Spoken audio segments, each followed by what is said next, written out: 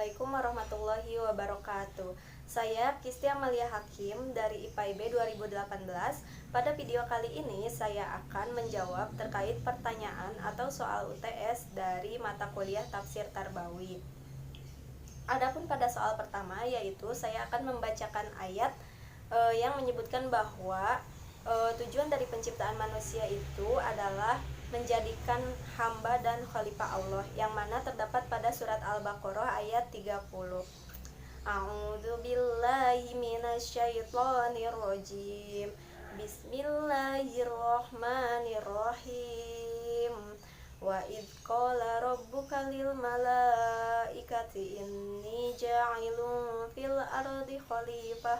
Qalu ataj'alu fiha man yufsidu fiha wa yasfiku dima wa nahnu nusabbihu bihamdika wa nuqaddisu lak. Qala inni a'lamu ma la ta'lamun. Shadaqallahul azim. Selanjutnya saya akan menyebutkan atau menjelaskan terjemahan perkata pada surat Al-Baqarah ayat 30.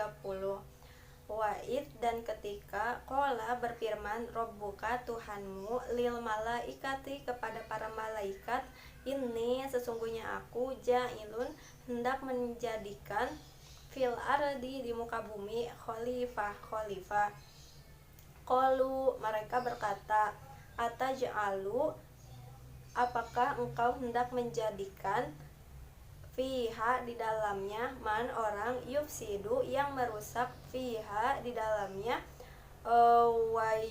wa yasfiku dan menumpahkan ad-dima'a darah, wa nahnu dan kami nusabbihu bertasbih bihamdika dengan memujimu, wa nuqaddisulak dan mensucikan namamu. Qala berfirman, ini sesungguhnya aku a'lamu lebih mengetahui ma apa yang la ta'lamun tidak kamu ketahui. Selanjutnya yaitu penjelasan surat Al-Baqarah ayat 30, yang mana pada ayat ini sebelum menciptakan manusia yang pertama, yakni Nabi Adam alaihissalam, Allah itu terlebih dahulu menginformasikan kepada para malaikat. Nah, dari ayat ini pun dapat kita ilustrasikan bahwa Allah itu berdialog dengan para malaikat dan memberitahu bahwa Allah itu hendak menjadikan khalifah di muka bumi, yaitu manusia. Nah, khalifah di sini itu dapat diartikan pengganti, atau para ulama itu mengartikan bahwa khalifah itu adalah yang menggantikan Allah dalam menegakkan hukum-hukumnya di muka bumi. Nah, itu tuh dikarenakan penghormatan Allah atas kelebihan yang ada pada manusia dibandingkan dengan makhluk ciptaan lainnya, dan juga kita mengetahui bahwa manusia merupakan makhluk ciptaan Allah yang paling sempurna. Nah, ketika Allah itu memberitahu kepada malaikat bahwa akan menjadikan khalifah di muka bumi, yaitu manusia, para malaikat pun bertanya kepada Allah, apakah engkau akan menjadikan orang yang berbuat kerusakan dan menumpahkan darah di dalamnya? Sedangkan para malaikat pun mereka sudah bertasbih, memuji dan mensucikan namamu. Nah, pertanyaan malaikat yang ditujukan kepada Allah ini bukan berarti mereka merasa keberatan atas rencana Allah. Kemudian saat para malaikat bertanya, Allah pun berfirman kepada para malaikat bahwa sesungguhnya Allah itu lebih mengetahui dari apa yang tidak kamu ketahui. Selanjutnya yaitu soal nomor 2, bahwa tarbiyah dalam pendidikan Islam itu dapat diartikan sebagai proses menumbuhkan dan mengembangkan potensi yang meliputi fisik, intelektual, sosial, estetika, dan spiritual yang terdapat pada peserta didik, sehingga peserta didik itu dapat tumbuh dan terbina secara optimal, yang mana melalui cara merawat, memelihara, memperbaiki, dan mengaturnya secara terencana, sistematis, dan berkelanjutan.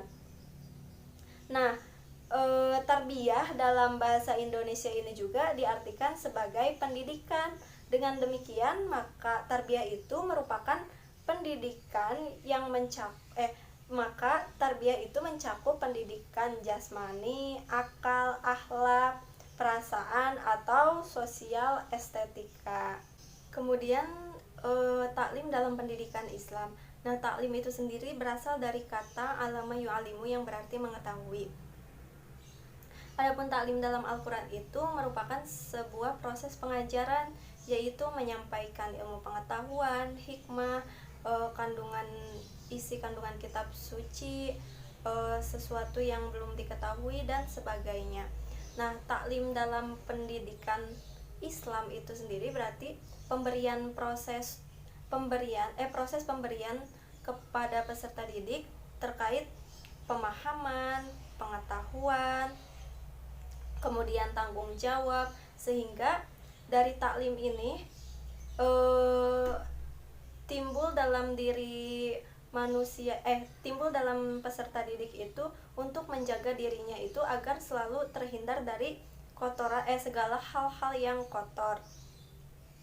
Dengan demikian peserta didik itu akan selalu terjaga, dan juga taklim dalam pendidikan Islam itu sendiri sebagai strategi pengembangan yang dilakukan dalam pendidikan Islam. Selanjutnya yaitu tazkiyah dalam pendidikan Islam.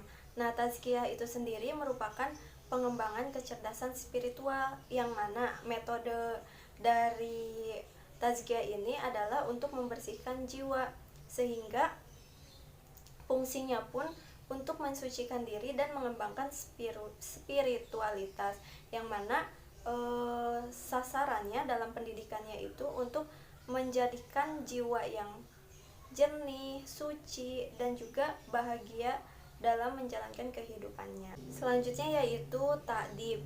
Nah, ta'dib itu berasal dari kata adaba yu'adibu, yang artinya itu mendidik, melatih, memperbaiki, mendisiplinkan atau memberikan tindakan. Nah, jika dikaitkan dengan pendidikan Islam, maka takdib di sini merupakan suatu usaha sadar dalam rangka mempersiapkan peserta didik ke arah yang lebih layak dan beradab, agar peserta didik juga dapat mendapat kebahagiaan serta kesejahteraan baik itu di dunia ataupun di akhirat. Nah, takdib dalam konsep pendidikan Islam itu sangatlah komprehensif, karena aspek-aspek yang harus dicapai dan proses dalam pencapaiannya pun itu harus melalui pendekatan tauhid, dan juga objek-objeknya pun itu dilihat dari pandangan hidup Islami. Nah, oleh karena itu takdib ini kaitannya itu berkaitan dengan adab yang harus dimiliki oleh peserta didik, sehingga peserta didik itu dapat menjalankan kehidupannya itu dengan layak dan beradab. Lanjut pada soal nomor 3, yaitu 9 prinsip pendidikan Islam. Nah, yang pertama itu adalah prinsip rahmaniyah, yang mana rahmaniyah di sini berarti kasih sayang.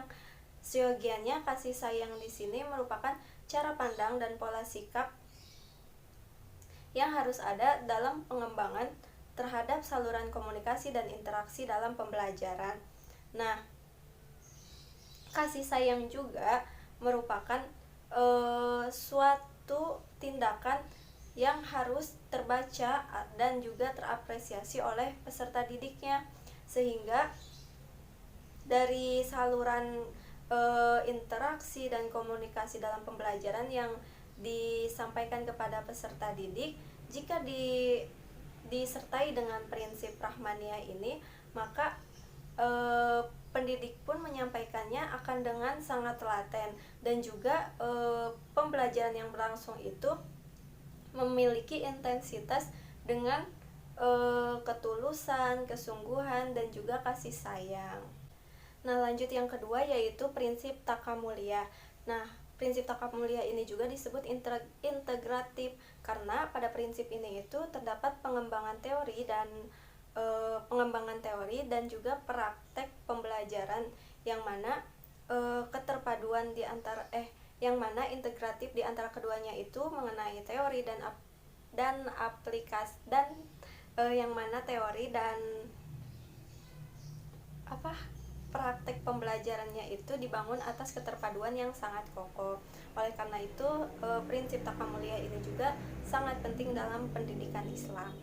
Lalu yang ketiga itu ada prinsip syumuliyah yang artinya komprehensif, di mana pada prinsip ini tuh pembelajaran yang dilakukan itu meliputi entitas dan juga dimensi kehidupan, yang mana dimensi kehidupannya itu tuh mencakupi dimensi sosial, dimensi individual, dimensi ilmu dan amal, dimensi dunia akhirat, dan juga dimensi yang lainnya. Nah, pada prinsip komprehensif ini sehingga dimensi-dimensi yang tadi telah disebutkan itu menjadi perhatian dalam pembelajaran agar peserta didiknya itu dapat mengembangkan seluruh aspek kehidupannya ke arah yang lebih baik lagi. Kemudian yang keempat adalah prinsip wasoliyah atau kemediaan. Nah, pada prinsip wasoliyah ini berarti pembelajaran itu harus berangkat dari pemberdayaan sumber belajar, yang mana pembelajaran itu tuh bukan hanya mengajarkan tetapi juga membelajarkan. Nah, pada pembelajaran ini tuh guru itu hanya sebagai fasilitator saja. Nah, murid itu jadi lebih dominan ketika pembelajaran sedang berlangsung, sehingga membutuhkan pemberdayaan sumber belajar. Lanjut, yaitu pada prinsip yang kelima adalah prinsip tawazunnya atau keseimbangan. Nah, jadi pada prinsip ini tuh bahwa pembelajaran itu harus mampu mengembangkan potensi dan juga kepentingan manusia itu secara seimbang, yang mana potensi dan kepentingan manusia meliputi nalar, fisikal, spiritual, keduniaan, keakhiratan, lalu ilmu, amal, dan juga yang lainnya itu harus dikembangkan secara proporsional dan juga harus dikembangkan secara proporsional sesuai dengan kodrat dan juga tujuan penciptaannya. Lalu yang keenam itu ada prinsip istimroriyah atau berarti kontinu. Nah, pada prinsip ini tuh berarti pembelajaran itu akan dilakukan secara terus-menerus, berkelanjutan, atau sepanjang hidup, atau juga bisa selama dunia ini masih berputar. Nah, pada prinsip istimroriyah ini juga yang berarti kontinu, maka pembelajaran itu akan terus ada selagi kita masih hidup dan tidak ada ujungnya. Maka ketika kita masih bisa menangkap atau memahami ilmu atau yang lainnya pun ke dalam pemikiran atau otak kita, itu berarti pembelajaran itu pun masih terus terjadi, sehingga prinsip pendidikan Islam yang keenam ini merupakan kontinu atau kontinu atau terus menerus. Lanjut, yang ketujuh itu ada prinsip waqi'iyah atau kontekstual. Nah, pada prinsip ini tuh bahwa pembelajaran itu harus menapak pada kenyataan dan juga sebagai solusi terhadap permasalahan itu sendiri. Dengan demikian pada prinsip waqi'iyah ini tuh kita harus mengetahui bagaimana kenyataan yang ada dalam kehidupannya, lalu apa solusi yang harus kita lakukan terhadap permasalahan tersebut. Selanjutnya yang ke-8 itu ada prinsip robaniyah atau ketuhanan.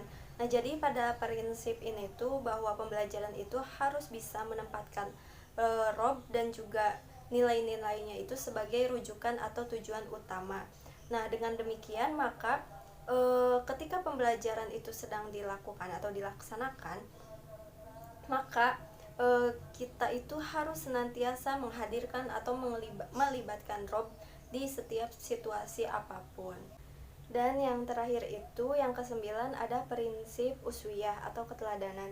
Jadi dari nilai-nilai prinsip yang telah disebutkan sebelumnya seperti robbaniyah, prinsip rahmaniyah, prinsip waqi'iyah dan prinsip yang lainnya tuh maka harus menemukan wujud yang konkret dalam bentuk perilaku yang nyata. Dengan demikian maka pendidik itu haruslah bisa membuktikan dengan perilaku terkait dari prinsip-prinsip yang sebelumnya telah disebutkan agar menjadi teladan yang baik bagi peserta didiknya. Nah, itulah mungkin ke-9 prinsip dalam pendidikan Islam. Nah, selanjutnya yaitu soal nomor 5, bahwa surat Al-Alaq ayat 1-4 itu memiliki kaitannya dengan konsep pengembangan pendidikan Islam dalam tafsir Tarbawi.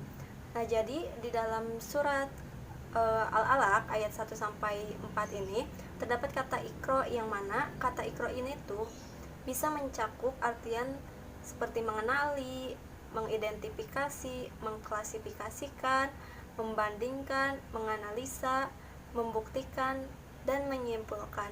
Nah, dari keseluruhan pengertian tersebut tuh kita bisa tahu bahwa dari pengertiannya itu terdapat kaitannya dengan proses memindahkan dan juga mendapatkan ilmu pengetahuan. Nah, dengan demikian bahwa surat Al-Alaq ayat 1-4 ini tuh memiliki kaitan erat dengan metode pendidikan. Nah, itulah kenapa pada surat Al-Alaq ayat 1-4 ini tuh bisa menjadi salah satu ayat-ayat yang menjadi tafsiran Tarbawi.